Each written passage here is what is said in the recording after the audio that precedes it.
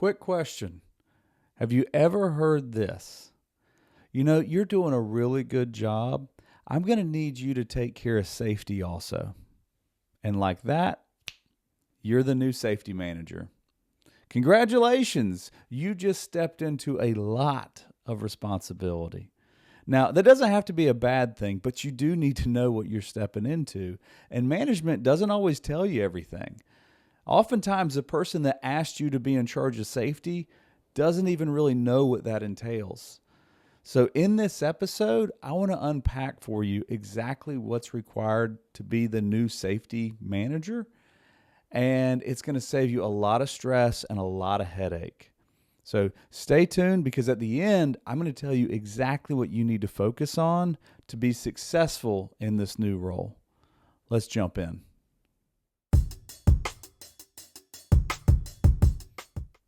Well, hey friend, my name is David Sawyer. I'm a safety coach. I help busy safety managers go from feeling overwhelmed to feeling confident, to feeling like they know what to expect, to feeling like they're OSHA-ready. And the way I do this is with a program I call stress-free safety. Yes, safety does not have to be stressful. It can actually be stress-free.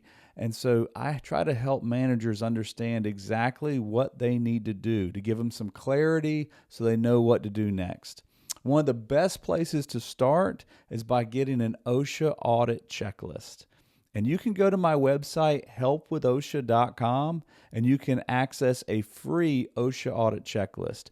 This doesn't tell you everything, but it is a great starting point, because so often new people that are new to safety, they don't really know what OSHA needs when they show up. And so there's kind of a cloud hanging over you of dread, like I don't know if I have what I need.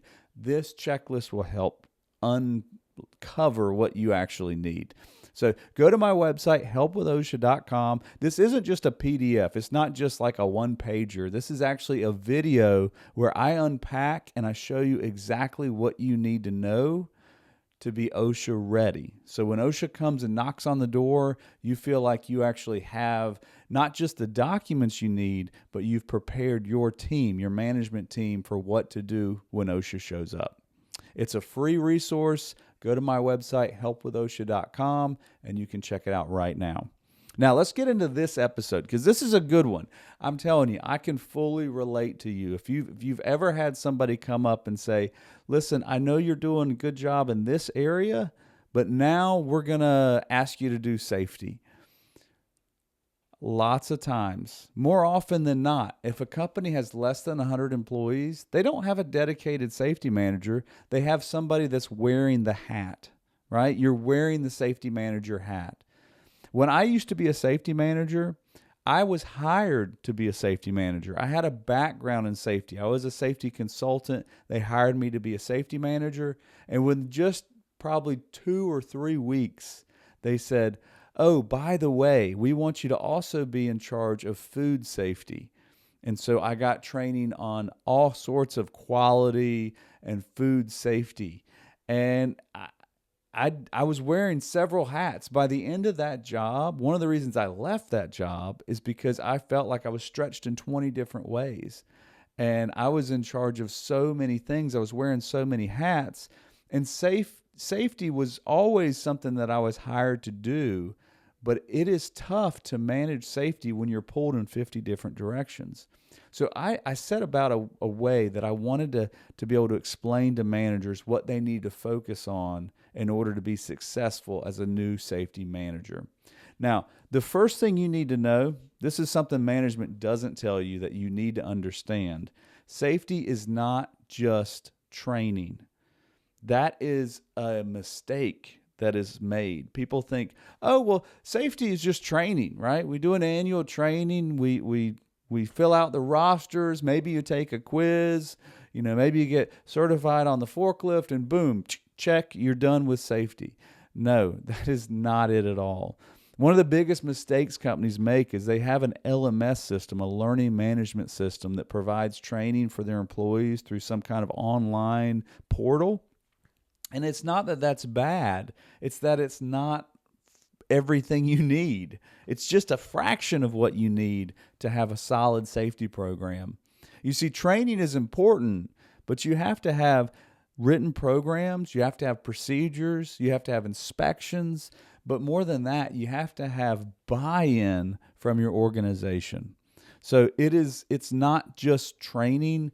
There's so much more that goes into a solid safety program.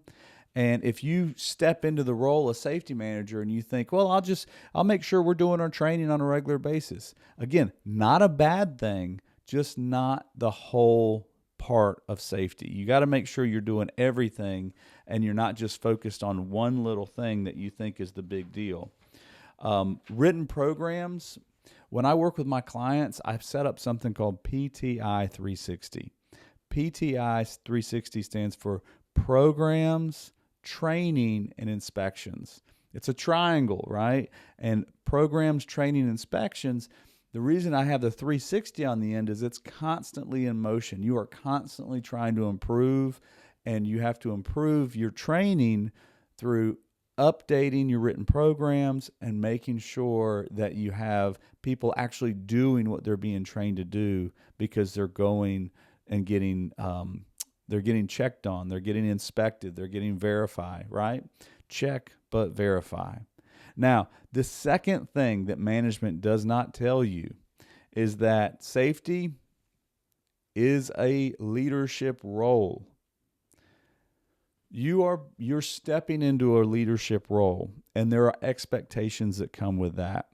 One, you have to be able to clearly communicate with the workforce. So again, training, you might be in front of 10, 20, 100 people when you're doing a training event. That's one form of communication. But there's also communication with managers, with supervisors, with crew leaders, and there's communication with employees on the floor. Getting out and walking the floor, making sure that you have perspective to find out where people are going to get hurt. How can I talk to employees so they respect me? How do I build credibility with employees? That's a big part of being a safety leader. And here's the thing that management doesn't tell you. Management doesn't tell you that when you are the safety manager, you don't have a lot of authority. This is just most of the time. You don't come in with a lot of authority. Oftentimes, you don't have authority over the employees in a department, right? That authority is being given to the manager of that department. So you're coming in, you're doing a safety inspection, and you catch people doing things wrong. So you're not going to be able to come in there and lay down the hammer and say, hey, you got to straighten up, you got to do this, you got to do that. You really have to go in and influence people, right? You can't use your position to change behavior. It's not effective. It is not effective. The most effective way to change behavior is to influence people. So as a safety manager, you're trying to learn, how can I be a positive influence on the organization so that employees take safety and they buy into what we're doing. They feel ownership over the safety, so it actually connects with them. If they feel like you're just looking at them and pointing out problems, you're becoming, an adversary. You're a barrier. You're a hurdle. You don't want to do that. You want to build a team so that you influence people in a positive way. Let me tell you a story. This is a story of a safety manager that he was working in a company, and one department had all kinds of forklift traffic, and they had not had a serious accident. So they had lots of traffic, they had lots of pedestrians, they had people walking around, they had forklifts and pallet jacks moving around, and they hadn't had an accident yet. And that manager knew it was just a matter of time. The safety manager could see this is just a matter of time. They had a couple near misses, but nobody had gotten hurt. And so anytime it was talked about, it was always kind of brought up like, well, nobody's gotten hurt. Our people just need to pay attention. Boy, I tell you, that's the worst phrase you can say. Just pay attention, because that works until it doesn't work. What the manager did was he came in, he looked at the work area, he observed the work area, and he got a roll of yellow tape. He got a roll of yellow tape, and he clearly marked off a pedestrian walkway. He just put a line of tape down the floor. Now, it's just tape. It's just tape. He's put a line of tape down the floor where people were normally walking. And then he stood back and he observed and he observed and he observed for the next few hours. And then all of a sudden, one of the crew leaders came over and said, "Hey, what's this tape about?" And he said, "I just put it down because I realized this is where people are usually walking," right? I think if I remember right, they were walking to the time clock. And so he just marked out kind of a little walkway. This is where the people are walking to the time clock. He didn't do a training event. He didn't tell the forklift operators. He just put a piece of tape down. And everyone kind of started to follow, right? People that were walking would look at the tape and then they'd move into the middle of it, so they were walking in the walkway, right? It just kind of naturally changed behavior. And the manager of that area came over and was like, "What's this tape about?" Same thing the crew leader asked. And the safety manager said, "Well, I put this tape down because I saw that people were just kind of walking this area." And the manager was like, he kind of was gruff and didn't really think it'd work. And he said, "The tape's not going to last. It's going to get torn up. Forklifts are driving over it. Tires are going to rip it up." He said, "Well, we'll see if this works." And sure enough, about 3 days later, he walked back in that area, and some of the tape had been ripped up where people had driven over it and things. And the warehouse manager said, "It's actually working. It's actually working. I think we need to put some permanent lines down and paint this." And so a couple weeks later, they were able to paint it. And that change happened all because of a roll of tape. Because the safety manager realized we got a problem, and there's a lot of different ways to solve this problem. But you have to take action. Safety managers have to be action takers. If you are taking action and you're leading with integrity, people are going to look at you and they're going to go, that's not a bad idea. And you know what? If it doesn't work, we tried it. That's one thing we can mark off the list. We tried it and it didn't work. But try it. Be an action taker. Be an influencer. That's the one thing that management doesn't tell you. You can't come in and change things with a lot of rules and a lot of authority from your position. That will work for a short time, but it is no way to actually build a culture of safety. You have to get buy-in from your employees. You got to get buy-in from the managers. Safety starts with influence in the people in your work area. Now, the third thing that management doesn't tell you, and this kind of starts off, I mentioned in the very beginning, I have an OSHA audit checklist. The first thing that management doesn't tell you, OSHA is not the hardest part. People come into being a safety manager and they're thinking OSHA is going to be the biggest problem. OSHA is not the biggest problem. You want to be compliant. That is a low bar. Being OSHA compliant is a low bar. We want to be above that. We want to be better than that. We want to have a company and organization where, we're OSHA compliant. That's nothing. We go above and beyond it. The hardest part isn't OSHA compliance. The hardest part is building clear communication and having a system that actually helps managers be safe. Let me say this. Most new safety managers are afraid of OSHA inspections, but they don't realize that the OSHA inspection is similar to a test. When you go into school and you take, say you're taking algebra, right? You're in 8th or 9th grade, you're taking algebra and you're going, "Man, I'm scared to death of that algebra test. I'm scared of that algebra test. I'm scared of that algebra test." Guess what? The algebra test isn't the problem. It's all the studying and the work that builds up to the test. That's the way an OSHA inspection is. The inspection's not the problem.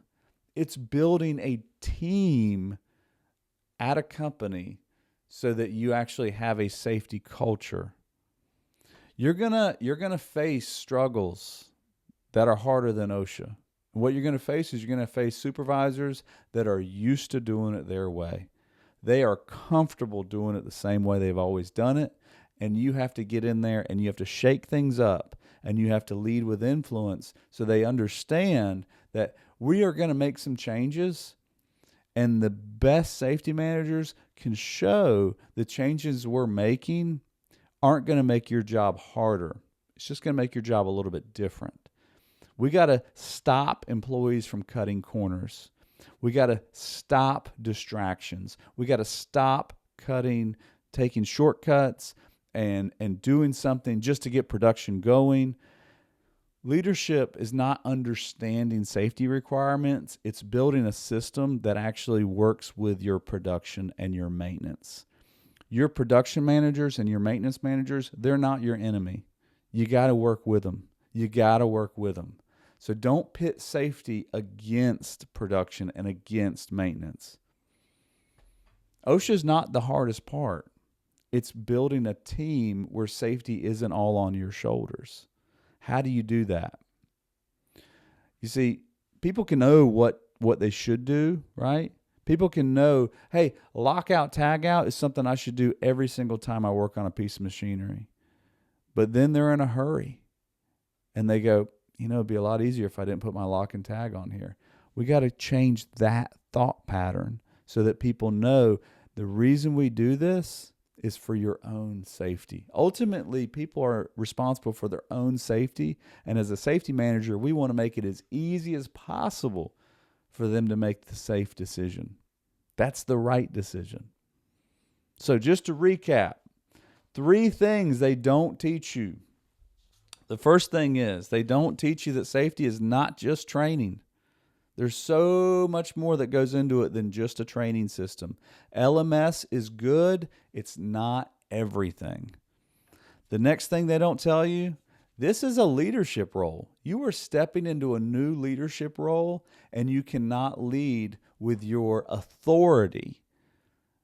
You have to lead with your influence. And the last thing they don't tell you is OSHA is not the hardest part. The hardest part is influencing your supervisors so that employees don't cut corners, so that when their back is against the wall, they make the safe decision instead of the decision that is going to be the quickest or the most efficient, right? It's not knowledge that's the problem. It's behavior. We want to change hearts and change behavior.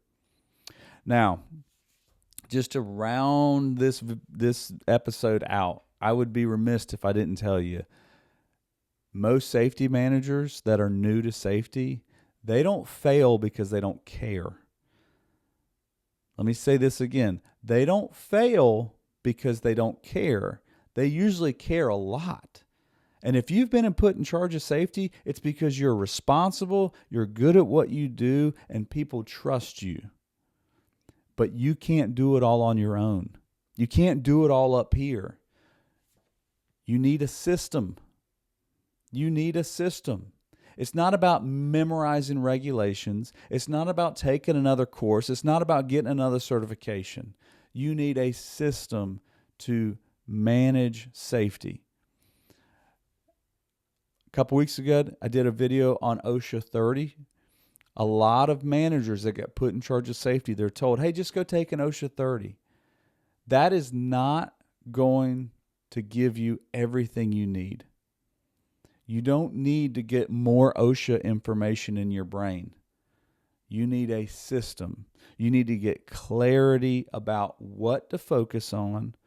You only have so much time in the day, so you don't want to waste time on things that don't matter, especially if you're wearing more than one hat. If safety is just part of your job and not your full-time job, you need this even more. And what I'm talking about is check out my stress-free safety workshop.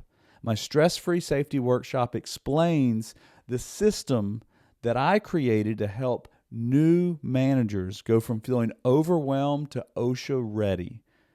It gives you peace of mind that safety is under control. It gives you clarity so you know what to work on next. And at the end of the day, it gives you confidence that if OSHA walks in, that you will be prepared for them.